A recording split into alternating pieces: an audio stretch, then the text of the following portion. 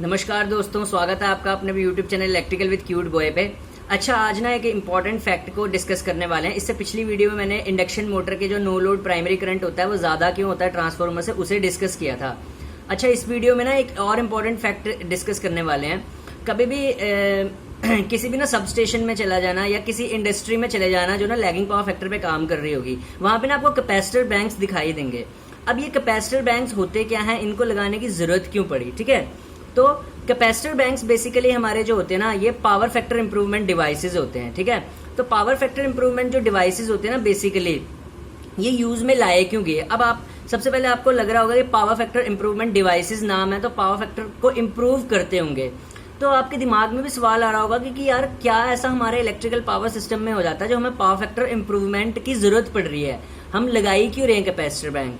तो उसका ना एक सिंपल सा रीजन है। देखिए क्या होता है, हमारे जो पावर सिस्टम है ना, इसमें कोई भी रेजिस्टिव लोड एग्जिस्ट नहीं करता है, ठीक है। इसमें ना जो लोड एग्जिस्ट करता है ना, वो आरएल होता है, कम्बिनेशन होता है इंडक्टिव, मतलब आर और एल का, ठीक है।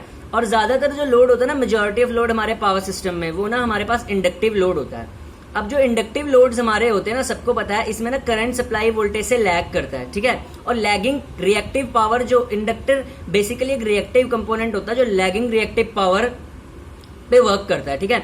अच्छा, इंडक्टर क्या करता है, इसकी वजह से ना लैगिंग रिएक्टिव पावर हमारी होती है, ठीक है। और सबको पता है जब भी लैगिंग रिएक्टिव पावर हमारी पावर सिस्टम में ज्यादा होती है, ठीक है ना, तो क्या होता है, पावर फैक्टर जो होता है ना वो पुअर होता है, खराब होना शुरू हो जाता है। अच्छा, अब पावर फैक्टर जो हमारा होता है ना, लैगिंग लोड्स की वजह से जब वो हमारा वो खराब होता है, ठीक है ना, पावर फैक्टर हमारा डाउन चला जाता है, तो उसको इम्प्रूव कैसे करते हैं, ठीक है। तो अब पावर फैक्टर जो हमारा होता है ना, लैगिंग रिएक्टिव पावर ज्यादा होने की वजह से ये डाउन चला जाता है, और इसकी वजह से जो हमारे पास पावर सिस्टम में ना बहुत ज्यादा हमारे पास ये इनएफिशिएंट बना देता है हमारे पावर सिस्टम को, ठीक है ना।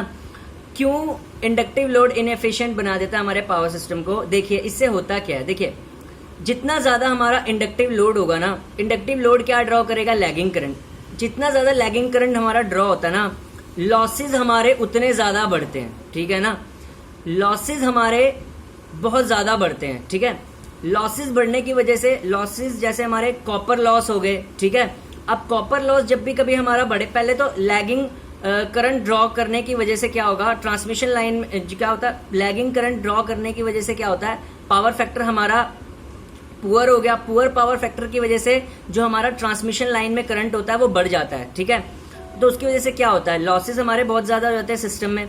लॉसेस ज्यादा होने की वजह से, जब लॉसेस हमारे ज्यादा होंगे, ऑब्वियस सी बात है, जो वोल्टेज ड्रॉप होगा नो लोड से सेंडिंग एंड से रिसीविंग एंड तक, वो भी ज्यादा होगा।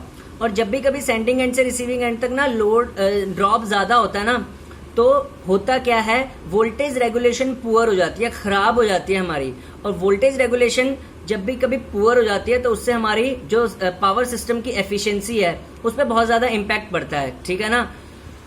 वोल्टेज रेगुलेशन खराब होने से क्या होता है, सेंडिंग एंड बहुत ही कम सप्लाई कर पाता रिसीविंग एंड को सप्लाई, क्योंकि बहुत ज्यादा वोल्टेज तो हमारी ड्रॉप हो जाएगी, ठीक है ना, लॉसेज होने की वजह से। तीसरा एक फॉर्मूला होता है, kilowatt is equals to KVA into cos phi, ठीक है। तो अगर हम किलोवाट बराबर होता है केवीए इंटू कॉस फाई के, ठीक है। अगर हम केवीए को राइट हैंड साइड रखें, किलोवाट बाय कॉस फाई हो जाएगा लेफ्ट हैंड साइड पे। तो केवीए जो होता है ना हमारा, यानी किसी भी इक्विपमेंट की जो रेटिंग होती है ना, वो इनवर्सली प्रोपोर्शनल होती है पावर फैक्टर के।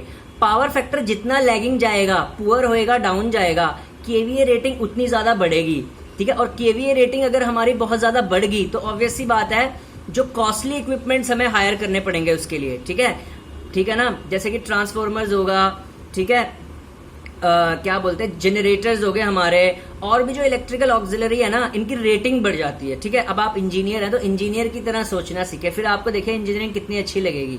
इंजीनियरिंग बहुत अच्छी चीज है, ठीक है, क्योंकि तभी मैं सबको मोटिवेट करता हूँ कि जो काम इंजीनियर कर सकता है वो तो कोई विश्व का कोई और डिग्री होल्डर नहीं कर सकता, क्योंकि इंजीनियरिंग का काम सिर्फ इंजीनियरिंग ही समझ सकता है, ठीक है।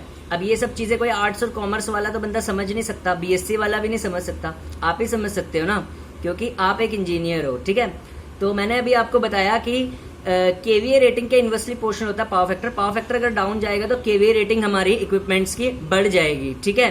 तो केवीए रेटिंग हमारे इक्विपमेंट्स की बढ़ जाएगी, ये भी बहुत बड़ा हमारे लिए लॉस होता है, ठीक है। तो ये सब लॉसेस ना होए इसी की वजह से हम क्या करते हैं, कैपेसिटर बैंक लगाते हैं। अब जिसने भी कैपेसिटर बैंक को बनाया ना, उसने एक दिमाग लगाया, उसने एसी सर्किट को अच्छे से पढ़ा था कि कैपेसिटर बैंक इसीलिए बनाया गया। देखिए हमारा जो पावर सिस्टम है उसमें सारा majority of load inductive load है, ठीक है। Inductive load lagging reactive power पे काम करता है, लेकिन कैपेसिटिव लोड कैपेसिटेंस जो यूज होती है वो किस में यूज होती है, कैपेसिटर बैंक्स में, यानी कि पावर फैक्टर इंप्रूवमेंट डिवाइसेस में। तो कैपेसिटर बैंक क्या करते हैं, लैगिंग रिएक्टिव पावर का बिल्कुल ऑपोजिट करते हैं। ये क्या करते हैं, लीडिंग रिएक्टिव पावर सप्लाई करते हैं हमारे पावर सिस्टम में। और आपको पता है कि जो लीडिंग रिएक्टिव पावर होती है पावर सिस्टम में और जो लैगिंग रिएक्टिव पावर होती है, ये एक दूसरे को ना कंपनसेट करती है। तो जो ओवरऑल रिएक्टिव पावर का कंटेंट होता है ना हमारे पावर सिस्टम में, वो डिक्रीज हो जाता है और पावर फैक्टर इसकी वजह से इंप्रूव हो जाता है, ठीक है। तो ये होता है, ठीक है, सबसे इंपॉर्टेंट बात, ठीक है, क्योंकि ये लीडिंग रिएक्टिव पावर को सप्लाई करते हैं, ठीक है। कैपेसिटर बैंक, सबको पता है ना, कैपेसिटर लीडिंग करंट ड्रॉ करता है एसी सर्किट्स में, ठीक है।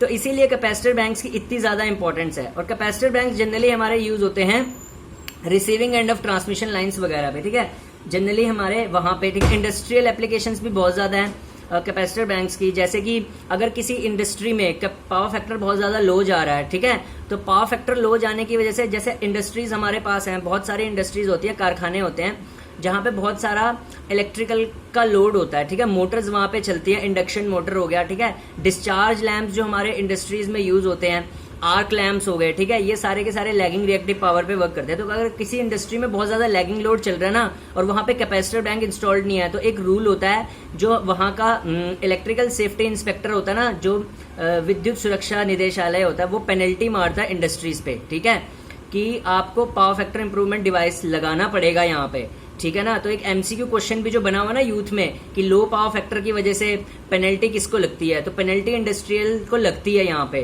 क्योंकि देखो अगर कोई इंडस्ट्रियलिस्ट है, फॉर एग्जांपल मैं कोई इंडस्ट्रियलिस्ट हूँ, बहुत ज्यादा लॉगिंग लोड को रन कराता हूँ, और अगर मैंने पावर फैक्टर इंप्रूवमेंट नहीं ना करा रखी तो मेरे पे पेनल्टी लग सकती है उसकी, क्या बोलते हैं, विद्युत सुरक्षा निदेशालय वगैरह की। क्योंकि एज एन इंडस्ट्रियलिस्ट आप क्या करते हो, अगर आप पावर फैक्टर इंप्रूवमेंट डिवाइसेस नहीं लगाते, ठीक है, तो आप अपना जो पावर सिस्टम है, जो ओवरऑल पावर सिस्टम है, उसको आप इनएफिशिएंट बनाते हो। तो कैपेसिटर बैंक्स जो होते हैं generally industrial point of view से भी बहुत इंपॉर्टेंट डिवाइसेस होते हैं, और ये बेसिकली जो सब स्टेशन होते हैं, डिस्ट्रीब्यूशन सब स्टेशन, वहां पे तो लगे ही लगे होते हैं। इवन आप ना कभी देखना कैपेसिटर बैंक्स ना आपको 33/11 के भी सब स्टेशन में भी मिल जाएंगे, किसी भी स्टेट इलेक्ट्रिसिटी बोर्ड के, वो चाहे हरियाणा पावर जनरेशन कॉर्पोरेशन हो, HPGCL, उसके 2 डिपार्टमेंट्स है, UHBVN DHBVN में, वहां पे भी मिल जाएंगे। UKPCL में भी मिल जाएंगे, उत्तराखंड पावर कॉर्पोरेशन लिमिटेड में, UPPCL में मिल जाएंगे, Uttar Pradesh power corporation limited में, 33/11 के भी सब स्टेशन वगैरह में, क्योंकि इनकी बहुत अच्छी एप्लीकेशन होती है, ठीक है, क्योंकि पावर फैक्टर इंप्रूवमेंट डिवाइसेज होते हैं। और पावर फैक्टर इंप्रूवमेंट मस्ट होना चाहिए अगर आप अपने पावर सिस्टम को एफिशिएंट बनाना चाहते हो तो, ठीक है। तो थैंक यू। आपको लगता होगा यार, हाँ यार अलग कंटेंट है इसमें, ठीक है, बंदे में दम है, ठीक है, तो बंदे में दम लगता है तो उसका चैनल सब्सक्राइब कीजिए। Thank you.